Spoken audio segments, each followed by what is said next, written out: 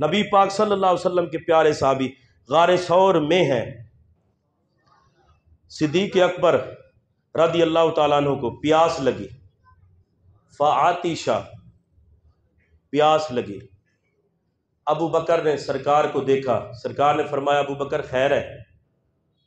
عرض کی آقا پیاس لگی ہے۔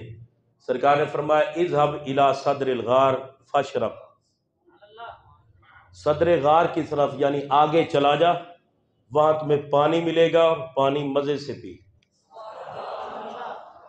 میں پوچھتا ہوں صدیق اکبر کے ذہن میں یہ بھی بات آ سکتی تھی اور کہتے سکتے تھے صدیق اکبر آقا میں نے اپنے ہاتھوں سے صفائی کی ہے، پانی تو دور کی بات ہے، یہاں پانی کا قطرہ بھی نہیں ہے، اپنے ہاتھوں سے صفائی کی ہے، سارے سوراخ بند کیے ہیں، لیکن صدیق اکبر نے یہ نہیں کہا آقا سے آقا یہ کیسے ہو سکتا ہے، پانی تو ہے نہیں، میں کیسے جاؤں؟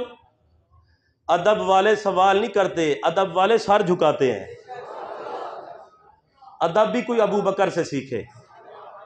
صدیق اکبر نے یہ سوال نہیں کیا کہ آقا پانی کہاں سے آیا، میرے نبی نے کہا ابو بکر چل پڑے۔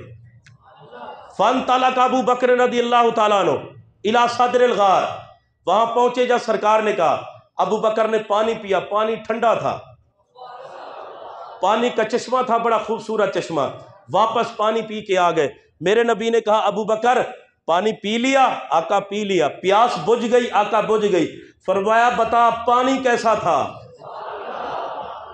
لوگ کہتے ہیں حسین ترستا رہا پانی کو، میں نے کہا تیری عقل نہیں ہے اور تیری مت ماری گئی ہے، میرے نبی کا یار